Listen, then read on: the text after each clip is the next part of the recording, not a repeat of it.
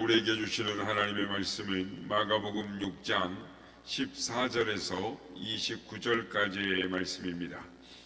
마가복음 6장 14절에서 29절까지의 말씀을 교독하시고 마지막 절은 함께 합독하겠습니다. 할렐루야. 오늘도 우리와 함께 하신 주님을 찬양합니다. 그리고 새벽을 깨워 기도에 향해 나오신 모든 성도님들께 하나님의 은혜와 평강이 함께 하시길 기원드립니다. 사람은 인생을 오래 사는 사람도 있고 또 짧게 사는 사람도 있습니다. 그러나 그 인생이 짧든 길든 하나님이 주신 사명을 잘 감당하는 것이 성공적인 인생일 것입니다. 그래서 사람에게는 네 가지의 만남이 있다라고 합니다. 그것을 영어 약자로 이제 말하게 되면 4M이라고 말합니다. 그래서 즉 마스터, 그러니까 주위를 잘 만나야 돼. 인생의 주위를 잘 만나야 된다. 그리고 메이트, 배우자를 잘 만나야 된다. 그리고 멘토, 스승을 잘 만나야 된다. 그리고 마지막으로 미션을 가져야 한다. 사명을 가져야 한다라는 것이죠.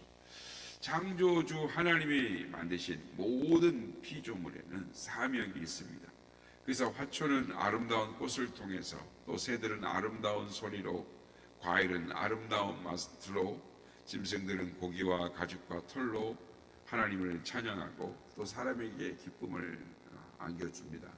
특별히 사람은 하나님의 형상을 닮은 존재로 특별한 목적과 사명을 가진 존재로 이 세상에 태어났습니다. 사람은 세 번 태어나야 된다라고 말합니다. 육신의 태어남과 영적 중생의 태어남과 그리고 사명을 발견하는 세 번째의 태어남인 것입니다. 그리스도인들이 사명을 발견할 때 비로소 세상의 빛과 소금이 되는 것입니다. 하나님은 사명을 발견한 사람들에게 영역과 지력과 체력과 경제력을 주시는 것입니다. 그래서 하나님의 뜻을 이루도록 사용하십니다. 우리가 며칠 전에 마이크가 말을 안 들었는데, 마이크가 고장나면 고쳐서 쓰듯이 하나님은 사명자가 병이 들면 고치시고 또 물질이 필요하면 공급해서 쓰시는 것입니다. 그러므로 사명은 축복인 것입니다. 바라기는 우리도 하나님이 주신 사명을 잘 감당해서 성공적인 인생을 살 수 있는 우리 모두가 되시기를 예수님의 이름으로 축복합니다. 신구약을 통해서 가장 위대한 선지자가 누구냐라고 말한다면 누구도 서슴지 않고 세례 요한이다라고 말할 것입니다. 그는 메시아 대신 예수님의 길을 예비했고 또 예수님께서 구약에서 예언한 이 메시아가 되심을 선포했습니다. 그러니까 가장 위대한 선지자죠. 세례 요한은 어떤 사람이었습니까? 그는 예수님보다 6개월 먼저 출생했고 제사장의 아들이었으나 예루살렘에 머물지 않고 요단강 부근에서 광야에 머물면서 금욕적이고 청빈한 삶을 살았습니다.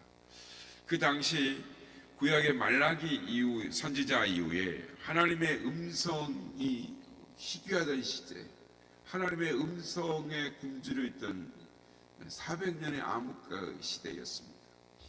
그때 세례 요한이 나타났습니다. 사람들이 관심을 갖기 시작했고 당시 무기력한 종교 지도자들과는 달리 생동감이 넘치는 요한의 메시지는 모든 사람을 열광시켰습니다. 그리고 세례 요한에게 나와 말씀을 듣고 또 세례를 받았습니다. 그는 한 번도 교만하에 우쭐대거나 인기에 만족하지 않고 자기를 다 추종하는 사람들에게 자기는 메시아가 아니다. 오실 메시아에 비하면 나는 미천한 존재다. 나보다 능력 많으신 이가 내 뒤에 오시나니 나는 굽혀 그의 신들매를 풀기도 감당하지 못하겠노라 라고 말합니다. 신들매, 예전에 샌들을 신었지 않습니까? 그래서 샌들을 이제 묶었다가 풀었다가 해야 되는데 그걸 종이 하는 거거든요.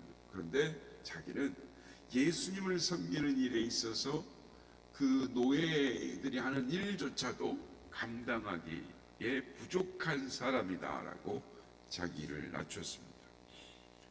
요한이 감옥에 있을 때 세례 요한에게 최근에 예수님이 인기가 대단한데 그 이야기를 듣고 요한이 그의 제자들을 보내서 예수님께 오실 그이가 당신이니까 우리가 다른 일을 기다오리까? 라고 여쭙니다.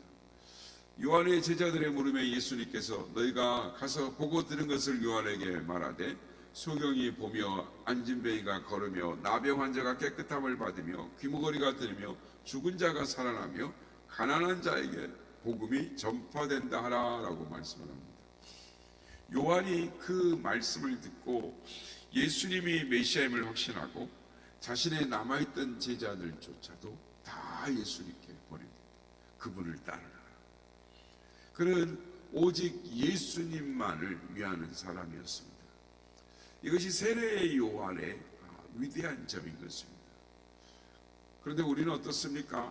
내가 우선이고 내 자녀들이 우선이고 내 사업이 우선 아닙니까? 여기에 세례 요한과 우리의 차이가 있는 것입니다. 세례 요한처럼 예수님의 영광이 내 모든 것이 되어야 하는 것입니다. 여기에 기쁨이 있고 평화가 있습니다. 주님을 위해서 나를 포기하는 자, 그것이 사명인 것이죠. 오늘 본문의 내용을 보면 당시 왕인 헤롯은 자신의 이복 동성인 빌립의 아내 헤로디아, 그러니까 제수 씨를 취했습니다. 아내로 취한 것이죠.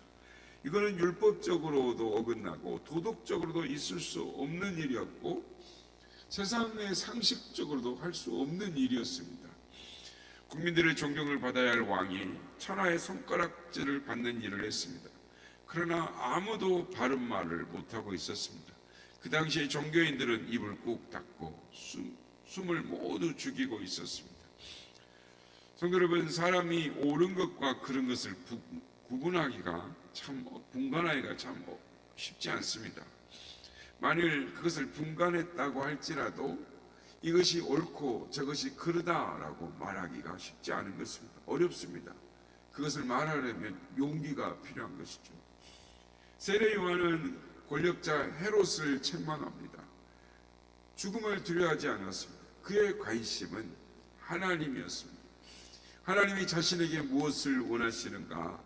그의 관심의 초점은 하나님이었습니다.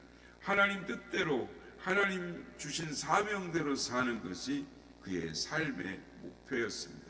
그래서 그는 결코 죽음을 두려워하지 않았습니다. 예수님의 제자들도 죽음을 두려워하지 않았습니다. 그들은 예수님의 복음을 세상에 전하는데 최고의 가치를 두었습니다. 그리고 복음을 전하다가 각각 순교의 쓴 잔을 마실 때 그것을 영광으로 알았습니다. 1997년 92세로 세상을 떠난 유대인 빅터 프랭클린 박사를 잘 아실 것입니다.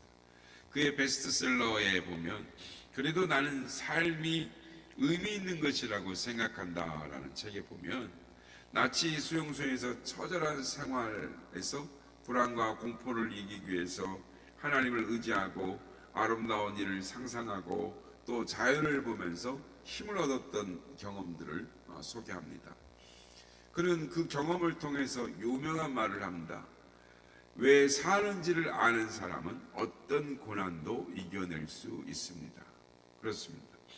사람에게 인생의 최대의 사건은 그 자신이 세상에 태어난 것이죠. 그러나 그보다 더 위대한 사건은 자신이 이 세상에서 할 일을 발견하는 사건입니다. 세상에서 내가 꼭 해야 할 일, 이것은 꼭 해야 한다라는 그 일이 곧 사명인 것입니다. 사람이 사명을 인식하면서 가치 있는 인생을 살기 시작하는 것이죠. 세례 요한은 예수님의 길을, 주님의 길을 예비하라고 보냄을 받은 사람이었습니다. 그는 그 목적대로 다 실행한 사람이었습니다. 세례 요한은 예수님의 길을, 메시아 되신 예수 그리스도의 길을 예비하는 것이 그의 삶의 목적이었습니다. 그렇다면 성도 여러분, 우리가 이 세상에 온 목적이 무엇이겠습니까? 직장을 다니고 결혼을 하고 사업을 하고 장사를 하면서 평생을 보내는 것일까요? 우리는 하나님이 주신 사명대로 살아야 하는 것입니다. 한국 화장품의 김광석 장로는 빚더미 위에서 예수님을 만났다라고 합니다. 도저히 자기 힘으로는 불가능했는데 그는 모든 것을 하나님께 맡기며 감사하며 나갔더니 얼마 후에 빚도 갚고 돈을 벌어서 중국에 있는 조선족들을 위하여 연변에 화기대를 세워서 많은 인재를 키우고 있습니다. 우리도 사명을 찾아서 그 사명대로 살아야 하는 것입니다. 맡은 바 사명이 클 수도 있고 작을 수도 있지만 자신에게 주어진 사명에 불평하지 않고 감사하며 적극적으로 감당해 나가는 것, 그것이 신앙인의 자세라고 할 수 있을 것입니다. 사명이 무엇일까? 임금이 하루는 정원에 나가보았더니 화단에 꽃과 나무들이 죽어가고 있었습니다. 깜짝 놀란 임금이 참나무에게 물었습니다. 너는 왜 시들시들 죽어가느냐? 그랬더니 참나무가 멋진 전나무처럼 키도 크지 못한데 살아서 뭐 하겠냐고 하면서 비관하는 것입니다. 그래서 전나무에게 또 물었습니다. 너는 왜 죽어가고 있느냐? 포도나무처럼 좋은 열매를 못 맺으니 죽는 것이 낫죠? 라고 말합니다. 이번에는 포도나무에게 물었습니다. 그랬더니 포도나무가 장미꽃처럼 꽃도 못 피우니 살 필요가 없지요? 라고 말을 합니다. 그런데 볼품없는 제비꽃이 생생하게 살아있는 것을 보고 임금이 놀라서 묻습니다. 너는 왜 이렇게 힘있게 싱싱하게 살아있느냐? 그러자 제비꽃이 말했다고 합니다. 임금님께서 저를 여기에 심으신 것은 제가 이곳에 꼭 필요하기 때문인 줄로 압니다. 그래서 제가 키가 작고 예쁘지 않아도 제비꽃으로 열심히 피어서 임금님을 기쁘게 해드리고 저도 기쁘게 살아가는 것입니다 라고 말을 하더라는 것입니다. 그렇습니다. 하나님 앞에서는 어떤 사명도 결코 작은 것이 아닙니다. 모두 다 하나님 앞에서 크고 아름다운 사명이라는 것을 잊지 말아야 하는 것입니다. 그 사명을 책임을 감당하는 성도가 되어야 될 줄로 믿습니다. 성도 여러분, 인생의 성패는 환경이나 운명이 결정하지 않고 사명이 결정하는 것입니다.